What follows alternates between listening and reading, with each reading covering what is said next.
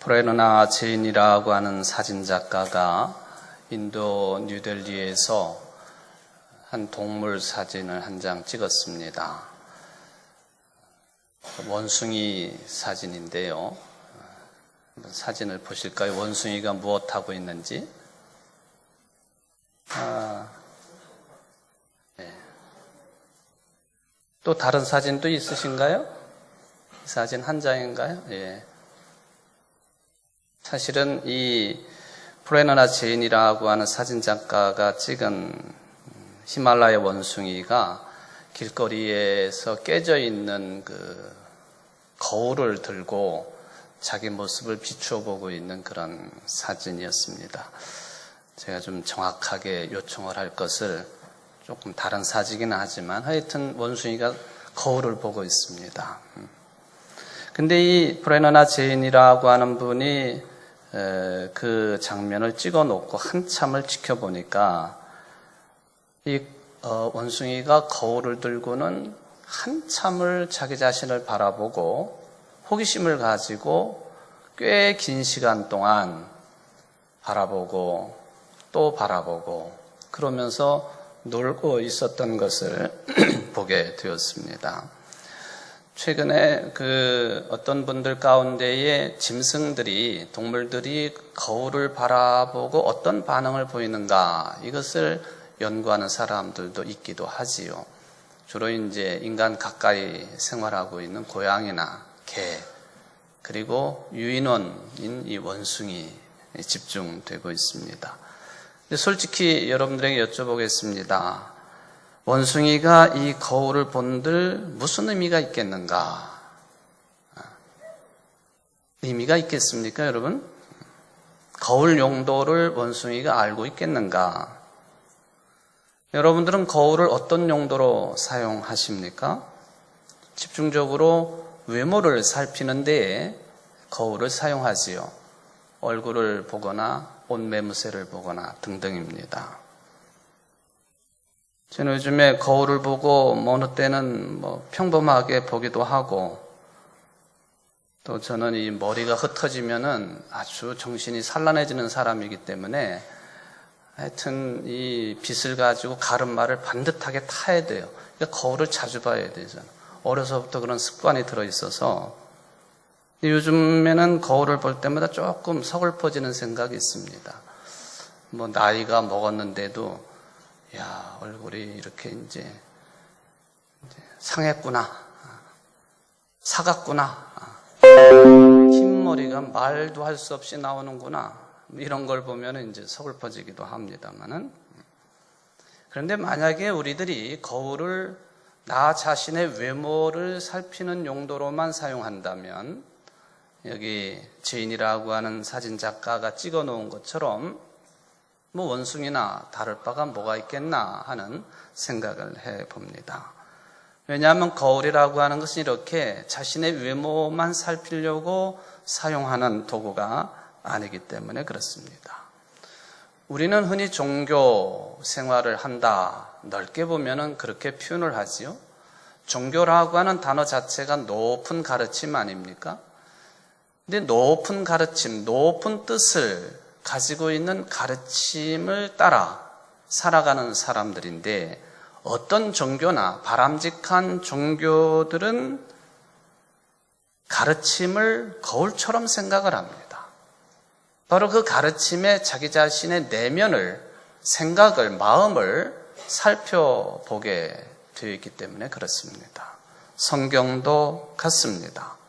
신약 성경에 보면은 지나간 일들, 이런저런 일들이 우리들, 지금을 살고 있는 우리들의 거울이 된다, 그런 말씀을 하세요. 구체적으로 보면은 유다서 1장 7절 말씀입니다만은 소돔과 고모라에 관련된 이야기입니다.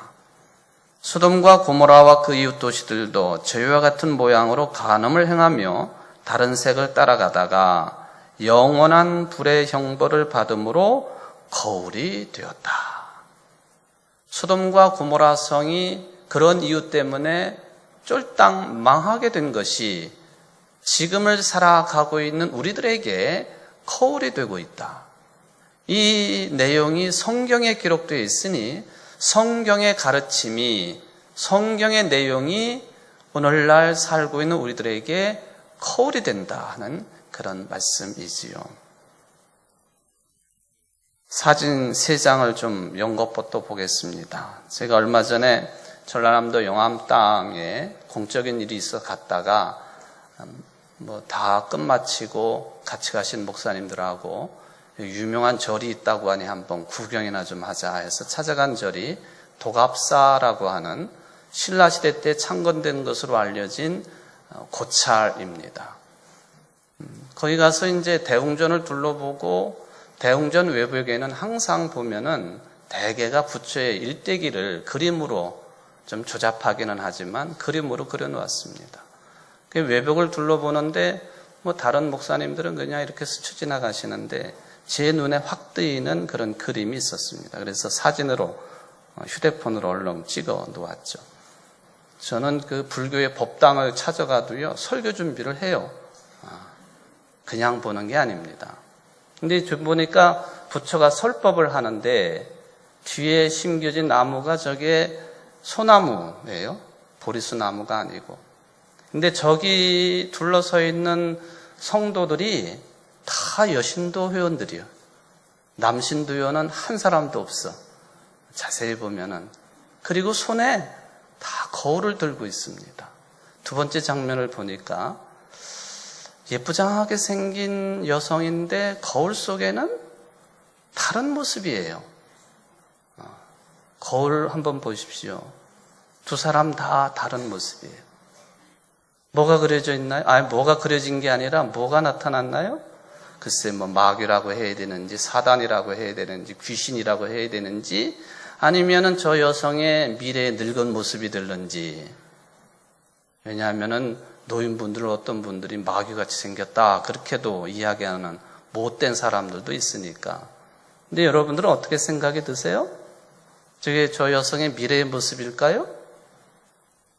저는 그렇다고는 생각하지 않습니다.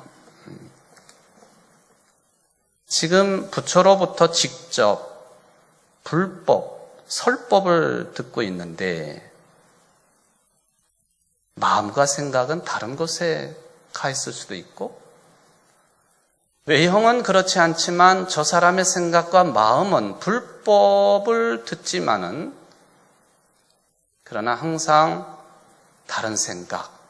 오늘 성경 말씀에서 예수님께서 베드로에게 하신 말씀처럼 하나님의 일이 아니라 사람의 일만 생각할 때 나타날 수 있는 현상, 그 상징성이라고 저는 해석을 해서 저것을 사진으로 찍어 놓았습니다.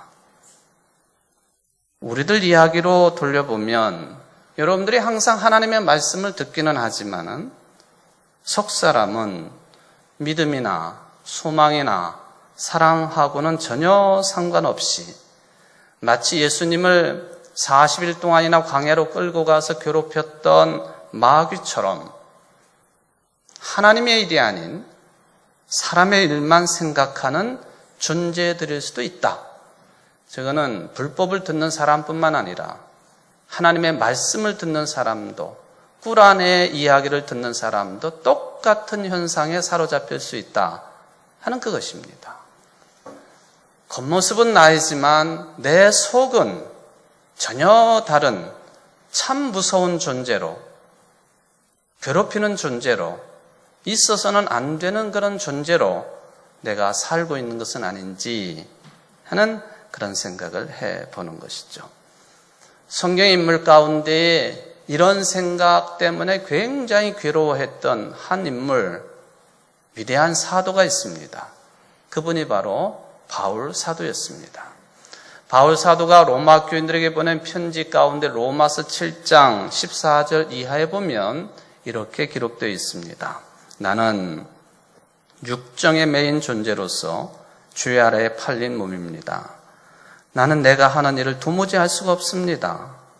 내가 해야겠다고 생각하는 일은 하지 않고 도리어 해서는 안 되겠다고 생각하는 일을 하고 있으니 말입니다. 내가 그런 일을 하면서도 그것을 해서는 안 되겠다고 생각하는 것은 곧 그 율법이 선하다는 사실에 동의하는 것입니다. 그렇다면 그와 같은 일을 하는 것은 내가 아니라 내 속에 자리를 잡고 있는 죄입니다. 나는 내 속에, 곧 내 육신 속에 선한 것이 깃들어 있지 않다는 것을 압니다. 나는 선을 행하려는 의지는 있으나 그것을 실행하지는 않으니 말입니다. 나는 내가 원하는 선한 일을 하지 않고 도리어 원하지 않는 악한 일을 합니다. 내가 해서는 안 되는 것을 하면 그것을 하는 것은 내가 아니라 내 속에 자리를 잡고 있는 죄입니다. 여기에서 나는 법칙 하나를 발견하였습니다. 곧 나는 선을 행하려고 하는데 그러한 나에게 악이 붙어 있다는 것입니다. 나는 속사람으로는 하나님의 법을 즐거워하나 내 지체에는 다른 법이 있어서 내 마음의 법과 맞서서 싸우며 내 지체에 있는 죄의 법에 나를 포로로 만드는 것을 봅니다. 나는 비참한 사람입니다. 누가 이 죽음의 몸에서 나를 건져 주겠습니까?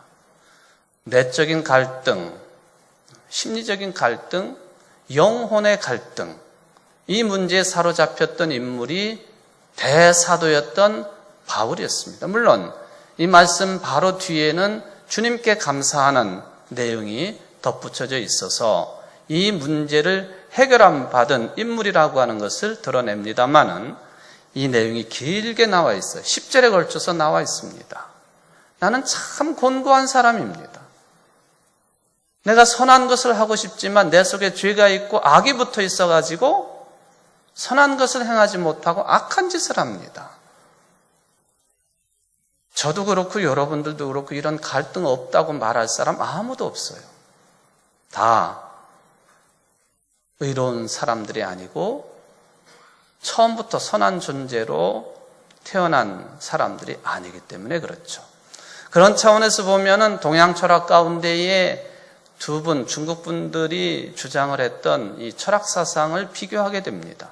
맹자라는 분은 성선설을 주장을 했고 또한 순자라는 분은 성악설을 주장을 했습니다. 제가 이 성악설이라고 하는 말을 처음 들은 때부터 순자라는 분이 이 설을 주장했다고 그랬는데 뭔가 좀 잘 매치가 안 된다는 생각을 어려서부터 했습니다. 이름은 순자인데 왜 성악설일까? 그런 생각이 있죠. 좀 어리석은 생각이었지만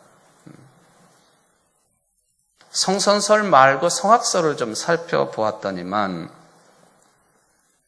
인간은 본성이 악하다 하는 주장이거든요.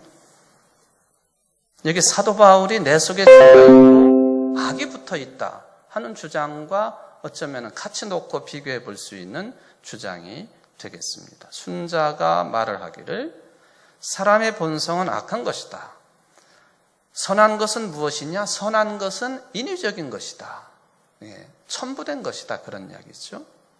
사람의 본성은 태어나면서부터 이익을 추구하는데 이 본성을 그대로 따르면 다투고 빼앗는 마음이 생기고 양보하는 마음이 사라진다. 사람은 태어나면서부터 질투하고 미워하는 마음이 있는데 이 본성을 그대로 따르면 잔악하고 남을 해치는 마음이 생겨나 성실과 신의가 없어진다. 사람은 태어나면서부터 감각적인 욕망이 있어서 이 본성을 그대로 따르면 음탕하고 혼란스러운 것이 생겨나 예의와 규범이 사라지게 된다. 이처럼 본성이 방종하기 때문에 이 방종하는 본성이 감정에 사로잡히게 되면 반드시 다투게 되어 있고 빼앗게 되어 있고 그러면 규범이 무너지고 질서가 무난해지고 그리고 천하가 즉 사회가 혼란에 빠지게 되니까 이것을 막기 위해서 필요한 것이 교화요, 예의요, 교육이다. 그렇게 순자가 이야기를 했습니다. 여러분들은 어떤 면에 동의를 하시는지 모르겠습니다만은 사도 바울의 이 곤고한 심정을 그 부분만 생각해 보면은 이 순자의 성악설이 어느덧 가까이 다가온다 하는 느낌을 가지게 됩니다. 성악설을 말씀을 드렸습니다마는 그렇다고 해서 맹자의 성선설이 다 틀렸고 성악설이 맞는다. 또는 성악설 그럴듯하기는 하지만 틀렸고 성선설이 맞는다. 저는 한쪽을 두둔하는 그런 생각을 가지고 있지는 않습니다. 이 양면성을 모든 인간들은 다 가지고 있다. 그렇게 보기 때문에 그렇습니다. 여러분, 유럽을 방문하셔서 관광을 하시다 보면은 주로 보는 것이 성당이지요. 수백 년, 수천 년 된 성당들을 많이 보게 됩니다. 우리식으로 말하면 교회당이지요. 근데 교회당, 성당을 보실 때에 무엇을 유심히 보시는지 모르겠어요. 왜 가는 곳마다 성당을 보여줄까? 그렇게 불평하시는 분들도 꽤 많더라고요. 제가 성당을 볼 때마다 성당 외벽에 조각되어 있는 아주 무시무시하게 생긴 그런 조각상들을 유심히 봅니다. 프랑스 파리에 있는 노틀담 대성당이 있는데 그 성당 외벽도 그렇게 되어 있습니다. 사진을 한번 보시면요. 저런 동물 형상, 머리 모양 저런 것들이 이제 아주 무시무시하게 생긴 보통은 이제 새와 인간의 모습을 뒤섞어 놓거나 또는 뭐 상상의 동물이라고 하는 용의 머리를 조각을 해 놓거나 그러죠. 그런데 이것에 이름이 있습니다. 보통 건축학에서도 가고일이라고 하는 이름을 붙여 놓는데 가고일. 이 가고일이라고 하는 이름은 고대 프랑스어로부터 온 이름입니다. 게흐고일이라고 하는 그러니까 이 사람의 목 있잖아요. 동물의 목. 이 목을 의미하는 게흐고일이라고 하는 단어로부터 가고일이라고 하는 말이 유래가 됩니다. 성루조 또는 이무기돌, 배수용, 홈통 그렇게 이제 부르는 것이죠.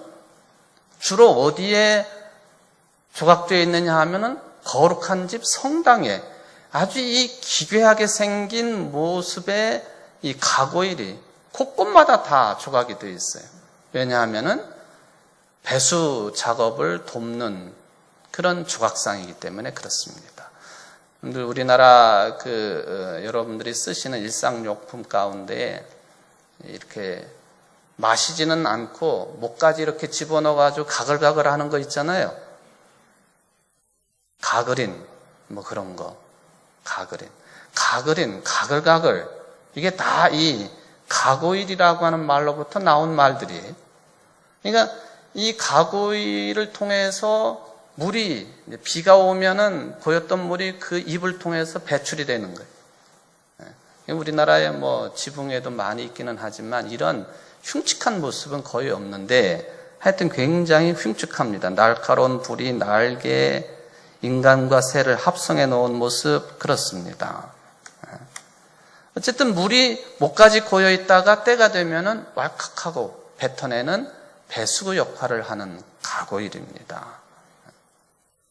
왜 거룩한 집에 이런 흉측한 모습의 가고일 조각상들이 그렇게 무수히 붙어 있을까? 물론 배수 역할을 돕기 위해서도 필요하겠지만은 건축을 할 때에 또 그때 당시 신앙관 중에는 이런 것이 있었다고 그러죠. 뭐냐 하면은 이 교회당을 찾아오는 사람들에게 무엇을 위협적으로 알려주느냐 하면은 당신이 믿음이 없으면 이런 괴물들에게 잡혀먹게 되어 있습니다. 그런 뜻이 여기에 들어 있습니다. 우리 교회도 한번 이 앞에다가 그런 걸 만들어 놓을까요? 믿음 있는 분인지 없는 분인지 좀 테스트 좀 해보게. 이 옛날에는 문맹률이 높았기 때문에 이런 조각상들을 통해서 그런 믿음에 관한 이야기들을 한 겁니다. 믿음이 없으면 저런 마귀나 귀신들이 와가지고 나를 물어간다. 또 하나, 악령을 쫓아내는 부적의 역할이었다는 것이죠. 그러니까 거룩한 하나님의 집에 이런 것들을 조각해 놓고는 실용적인 측면에서도 사용하지만 신앙에 도움을 주기 위해서도 이것들이 그런 용도로도 사용이 되어졌다 하는 그런 얘기입니다. 거룩해야 될 하나님의 집인 성전이, 교회가, 성속이 함께 어우러져 있다는 것이죠.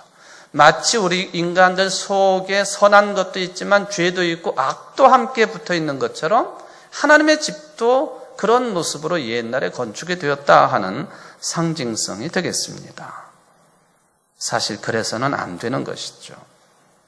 외형이 이럴진데 거룩해야 될, 자비로워야 될 교회 성전의 속은 어떨까? 예수님 당시의 성전의 속이 썩을 대로 썩어 있었기 때문에 예수님은 성전 정화를 하십니다. 소리를 지르시고 또 채찍을 휘두르시면서 장사하는 사람, 돈 바꾸는 사람들을 내쫓으셨습니다. 이곳은 만민이 기도하는 집인데 너희들이, 악한 너희들이 강도의 소굴로 만들었구나, 그렇게 말씀을 하십니다. 요즘에 마귀라고 하는 말 저는 잘 사용을 안 합니다만 요즘 며칠 사이에 뉴스를 보면은 어느 교회가 마귀라고 하는 말을 썼다 해가지고 좀 소란스럽습니다. 10만 명이나 모이는 교회의 지도자가, 글쎄 누가 마귀 노릇을 하는지는 모르겠어요. 누가 마귀일까요? 그런데 바깥을 향하여 마귀들이라고 소리를 질렀다고 하지요. 누가 마귀입니까? 추수 때는 반드시 옥석이 가려질 것이지요. 예수님께서 물론 밀과 가라지가 함께 있도록 두라, 가라지를 뽑으려고 하다가 밀까지 뽑을까 염려되기 때문에 그런다라고 말씀을 하십니다. 추수 때가 되면은 구별이 되겠습니다. 어제 제가 시골을 갔다가 어떤 논을 봤는데 보니까 그렇게 크지 않은 논입니다만은 벼가 반이고 가라지가 반이에요. 집사람이 아유, 이 집 논 주인은 참 게으른가 보라고. 제가 웃으면서 그랬어요. 아니, 굉장히 성서적인 농사법이야. 이 벼와 가라지를 그냥 두라고 했잖아. 괜히 벼까지 뽑을까? 그래서 이제 농담 삼아 웃은 적이 있습니다만은 추수 때가 되면은 다 구별이 되게 되어 있는 것이죠. 어느 날 예수님께서 제자들에게 묻습니다. 너희는 나를 누구라 하느냐? 이러저렇게 대답을 했지요. 그럼 사람들이 나를 누구라 하느냐? 그럼 너희는 나를 누구라 하느냐? 마가복음은 간단합니다. 주는 그리스도이십니다. 마태복음에 주는 그리스도이시여 살아계신 하나님의 아들이십니다. 베드로의 답변이지요. 주는 그리스도이십니다. 베드로가 자신 있게 답변을 하니까 이 대답을 들으시고는 아, 됐구나 생각하시고 예수님이 앞으로 당신이 당하실 운명에 대해서 말씀하셨습니다. 인자가 많은 고난을 받고 장로들과 대제사장들과 서기관들에게 버림받아 죽임을 당하고 사흘 만에 살아나야 할 것을 비로소 그들에게 가르치시다. 비로소. 그 이전까지는 이런 말씀할 단계가 아니었다는 거예요. 주는 그리스도이십니다. 살아계신 하나님의 아들이십니다 하는 제자의 대표인 베드로의 고백을 듣고 비로소 앞으로 당하실 운명에 대한 언급을 하셨습니다. 나는 고난당할 것이다. 이런저런 사람들에게 버림받을 것이다. 죽임당할 것이다. 그러나 3일 만에 살아날 것이다. 이 말을 듣고 베드로가 거칠게 항변했지요. 이런 일이 당신에게 일어나서는 안 됩니다. 우리가 믿기는 당신은 이 나라의 왕이 되셔야 될 뿐입니다. 그런데 고난받고 죽다니요. 있을 수 없습니다. 예수님은 분명히 죽었다가 3일 만에 살아날 것이다, 부활할 것이다 라고까지 말씀하셨는데도 베드로는 그 뒷이야기는 염두에 두지 아니하고 앞에 말만 생각하고 항변을 했습니다. 부활을 거부한 것이죠. 요즘에도 예수 믿는 것이 고난만 있다고 한다면 누가 예수 믿겠습니까? 예수 믿고 잘 된다고 해야지 많이 모이지요? 축복만 빌어주면 많이 모입니다. 돈 많이 번다 하면 모입니다.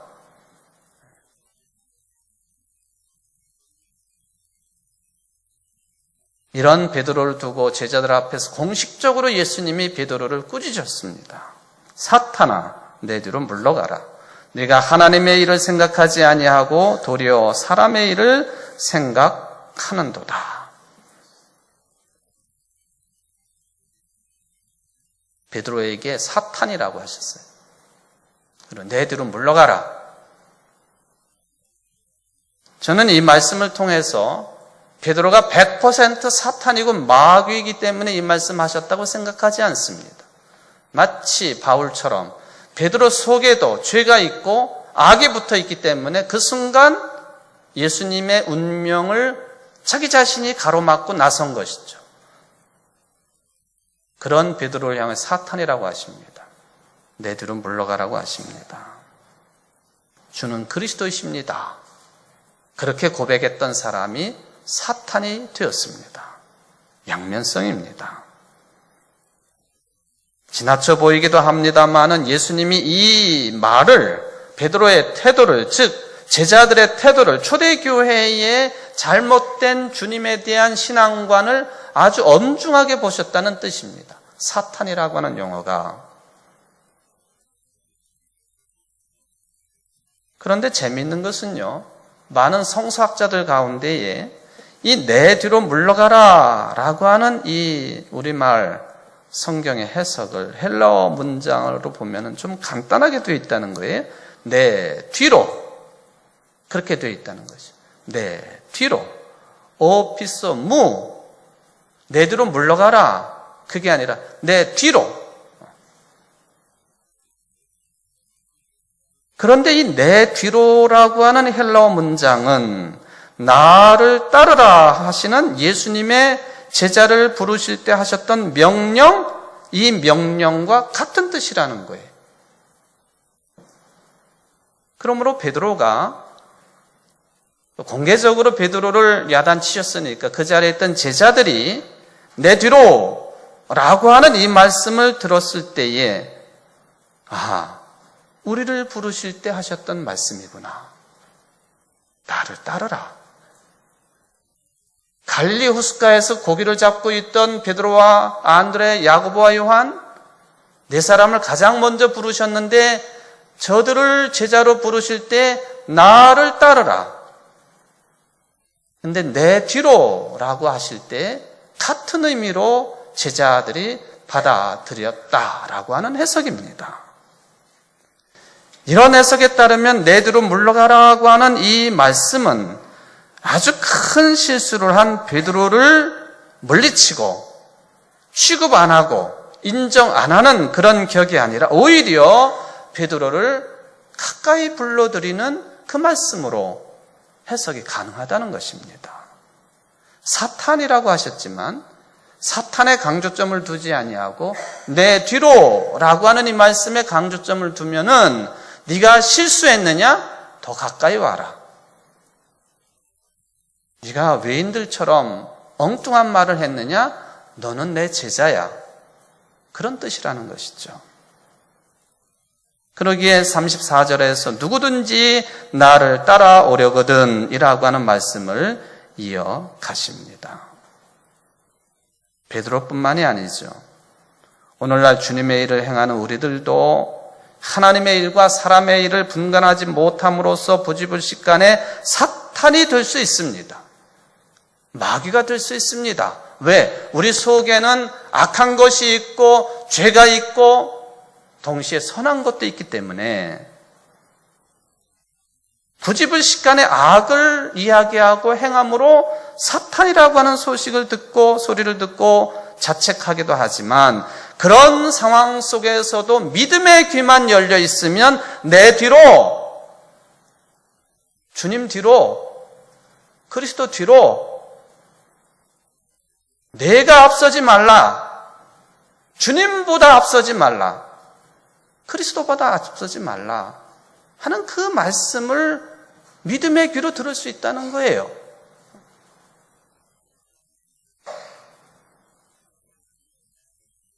이게 우리의 신앙의 연속성이 되어야 됩니다. 우리는 자주 그런 면에 실수를 하지요. 예수님보다 자꾸 앞서가려고 그러거든. 예수님을 내 잣대를 가지고 자꾸 판단하려고 그럽니다. 하나님의 말씀의 해석도 내 멋대로 하려고 그럽니다. 그리고 적용하려고 그래요. 교회를 내 뜻대로 움직이려고 그래요. 다 내 뒤로 가야 될 부분들입니다. 즉 주님 뒤로 가야 될 내용들이에요. 그리스도 뒤로 가야 될 내용들입니다. 사람의 일이 아니라 하나님의 일을 생각해야 될 부분들입니다. 그게 겸손이지요.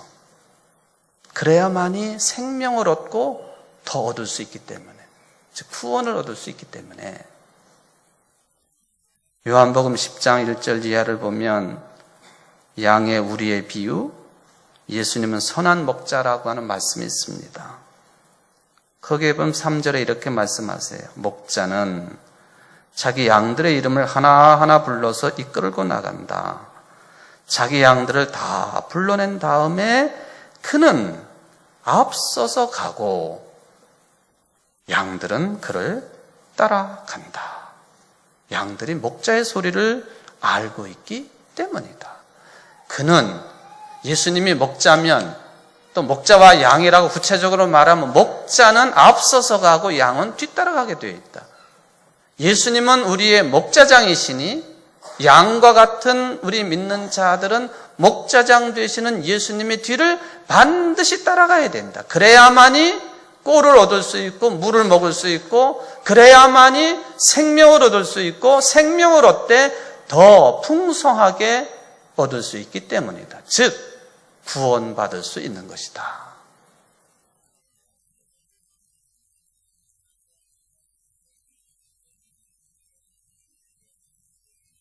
여러분들이 잘 아시는 순교자인 독일의 신학자인 보네폰 목사님, 당시에 독일 교회가 왜 이렇게 약해졌을까? 사회를 향한 영향력이 왜 이렇게 상실되었을까? 그 원인을 찾다가 아주 유명한 표현을 사용을 했죠. 교회가, 그리스도인들이 값싼 은혜에 사로잡혀 있었기 때문이다. 뭐가 그럼 값싼 은혜란 말인가? 이렇게 설명을 합니다.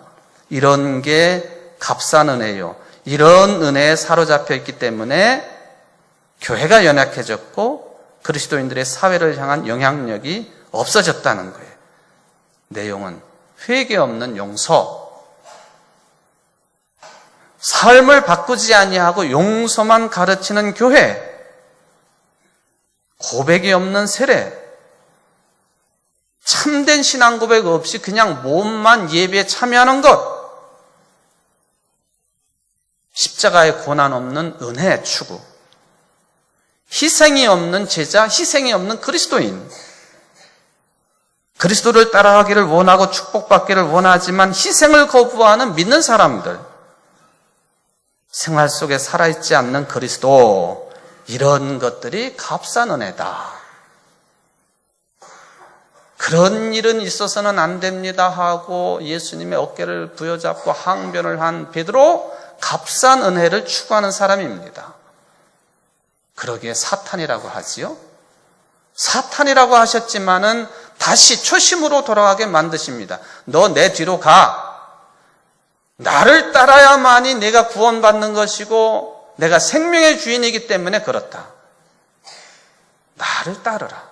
나를 본받으라.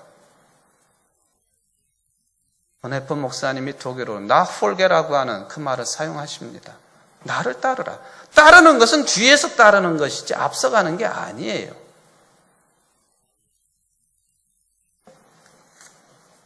사랑하는 성도 여러분, 우리가 사도처럼 제자들은 아닙니다만 그리스도인들이죠.